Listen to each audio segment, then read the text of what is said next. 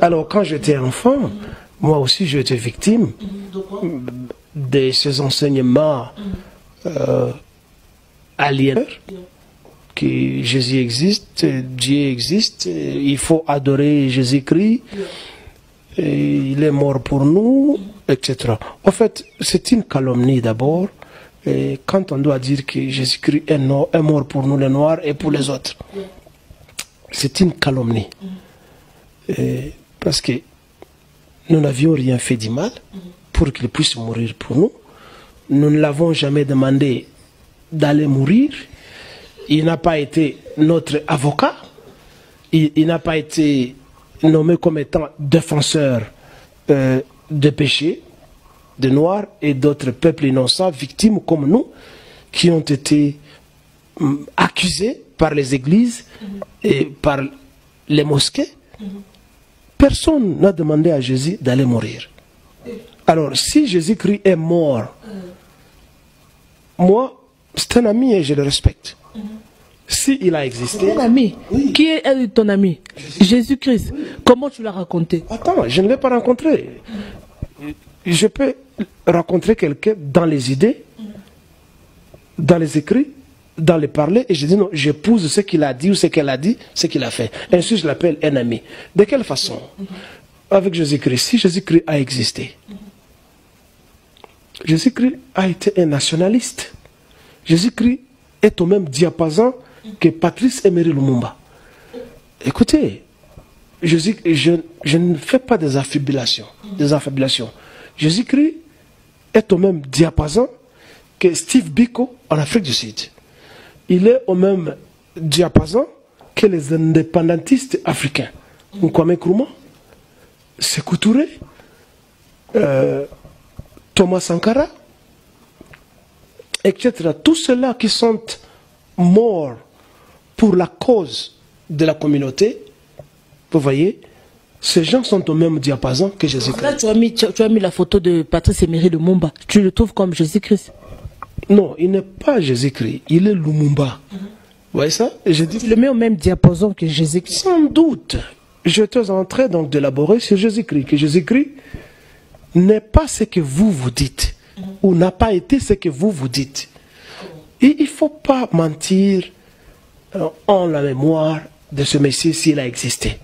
Jésus-Christ a été un indépendantiste, quelqu'un qui luttait contre l'occupation romaine dans sa contrée de Césarée. Une partie d'Israël qui était sous la coupe du César, de l'empereur romain. Vous voyez? Et à cause de la colonisation, à cause de l'impérialisme, il a failli que quelqu'un se dresse contre l'occupation romaine. Jésus-Christ, alors, s'il a existé selon l'histoire, a été parmi les rebelles. Parce qu'il est rebelle. Il a été parmi les rebelles qui se levaient contre l'occupation romaine afin de chercher à libérer ce que vous appelez aujourd'hui Israël. Jésus-Christ n'a jamais dit qu'il était Dieu. C'est le Fils de Dieu. Non, cessez de mentir. Jésus-Christ... Mais c'était que dans la Bible. Non, la Bible est claire. C'est un livre que j'aime beaucoup. Il dit qu'il est le Fils de l'homme. Si Dieu est l'homme, est homme, je vais dire, tant mieux. Mais il dit qu'il est le Fils de l'homme. Ça signifie qu'il a un père en chair et en os. Et une mère en chair et en os qui a fait le sexe avec sa maman. Et ils ont mis au monde cet enfant. Mais Dieu l'a utilisé. Non. Pourquoi Dieu... Son fils. Pourquoi Dieu ne m'utilise pas? Parce que moi j'aime... Tu es antichrist. Non, moi... Crois pas en Dieu. Moi, j'aime libérer le Congo et l'Afrique. Lui voulait libérer son peuple d'Israël. Alors, moi et lui, c'est la même chose. Parce que nous sommes des nationalistes. Jésus-Christ, je voulais donc dire que Jésus-Christ, c'est un politicien. Il n'est pas ce que vous racontez. Hein? Il ne faut pas mentir au nom de Jésus-Christ. Pour entrer dans ce que vous m'avez posé une question, quand est-ce que je ne crois pas en Dieu, c'est quand j'étais petit, et puis j'ai grandi, et puis atteignant l'adolescence, j'ai commencé à remettre en question des faux enseignements, où l'on vous réveille à l'internat chaque matin, avant d'aller à l'école, au salut au drapeau, on vous dit d'aller chanter et danser dans une église. Vous vous mettez à chanter, à danser. Bon, vous ne savez pas pourquoi vous chantez, pourquoi vous dansez. Ça c'est un abus d'enfance. C'est ce qu'on appelle en anglais child abuse. Parce que quand on est enfant, on est ignorant. Alors on cherche à programmer la mémoire et le comportement de quelqu'un. Et l'église ou les religions, ce qui est en leur agenda, c'est la programmation du comportement de quelqu'un. Alors, j'ai commencé à me poser des questions. Pourquoi je dois prier? Parce qu'à tout moment, on nous prêchait. Alors, on me disait, j'étais que non, vous êtes des pécheurs. Bon, il n'y a pas que là, et même quand j'étais enfant, chez les catholiques, vous êtes des pécheurs. Mais le péché, c'est faire du mal. Qu'est-ce que moi j'ai fait? À 14 ans, 15 ans, moi je fais quoi? Je ne vole rien. Je ne tue personne. Bon, comment moi je vais accepter une responsabilité qu'on veut m'incomber et que je ne peux pas accepter? Je me suis dit, non, il faut que je remette en question ceci. Donc, à partir de là, j'ai commencé à être rebelle. Vous savez, c'est... Tu as commencé à être rebelle. Tu reconnais au moins. Religieusement, oui. Vous savez, il y a les révolutionnaires péruvien Che Guevara, je pense que ça doit être lui, qui disait ceci: si l'on ne peut pas se rebeller, on n'a pas alors raison de se lamenter. Je dis bien, il peut y avoir une erreur dans ce que j'ai dit, mais il a dit, si l'on ne peut pas se rebeller contre le mal, alors on n'a pas raison de se lamenter. Et la démarche que je mène, c'est un combat contre les religions imposées. Comme quoi, par exemple? Je continue. Les religions imposées, importées et sponsorisées. Les catholiques, ou le catholicisme et le protestantisme, ce sont des religions imposées, importées et sponsorisées. D'abord, c'était pas les colonialistes. À part ça,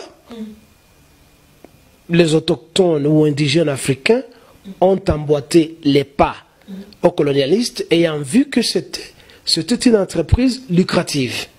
Ça faisait beaucoup d'argent parce que tout ce qu'on collecte dominicalement à l'église, et peut-être dans certains jours au courant de la semaine, renflouent les caisses des églises, et une partie est envoyée au Vatican.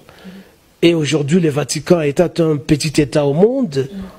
C'est l'État le plus riche au monde parce que le Vatican vole l'argent auprès des pauvres. Nous sommes les pauvres et nous donnons l'argent aux riches qui disent qu'ils ont la bénédiction de Dieu, ils ont tout. Parce que Ce sont des pasteurs. je parle d'abord du chef suprême du mensonge, le pape. Vous voyez ça? Le pape et l'islam. Vous voyez ça? Mais les islamistes ont une certaine humilité quelque part où ils ne récoltent pas d'argent quotidiennement dans leur mosquée. Ce sont des gens bien organisés, mais parce que je suis contre les religions, je n'en ai pas besoin. Je parlais alors de la chrétienté et des églises sponsorisées. Les Congolais ont donc, et les Africains, mais les Congolais en général ont emboîté les pas parce qu'ils ont vu qu'il y avait beaucoup d'intérêt. Aujourd'hui, vous pouvez voir que la plupart des églises qui étaient dirigées par les prêtres blancs, ce qu'on appelle les pères blancs, les blancs ont fui et ils ont laissé tous ces monuments aux escrocs congolais, aux escrocs africains, qui portent les mêmes robes, où ils cachent des sexes pédophiles, où ils couchent les petites filles dans des églises et ils couchent les femmes d'autrui. Tous les pasteurs, tu les considères comme des escrocs? Escroquer l'argent des pauvres citoyens. Il n'y a pas longtemps, je venais de suivre, c'était hier, la nuit, ce matin vers 3 heures, je suivais les YouTube où je vis une déclaration comique de notre compatriote, un autre bishop. Voilà encore un autre bishop, Chantumba. Je l'aime bien. C'est un homme qui assume ce qu'il est. Vous pouvez l'insulter au Abinaka, il danse des chansons, je ne sais pas, des Mokili ou quoi. Mais il est être humain. Ce corps doit danser. Ce corps est là pour manger, boire, faire le sexe, s'habiller, marcher, travailler, produire pour le bonheur de celui qui travaille et le bonheur des autres. Chantumba a dit, la plupart des fidèles des églises, ce sont nos esclaves, nous les pasteurs. Mais il n'a pas menti. Vous pouvez dire tout ce que vous voulez. Il a un sens critique, Chantumba. Vous pouvez dire tout ce que vous voulez, vous pouvez l'insulter. Mais il est pasteur, il a dit la vérité, il sait ce qui se passe dans son église et dans les églises des autres. Vous voyez ça?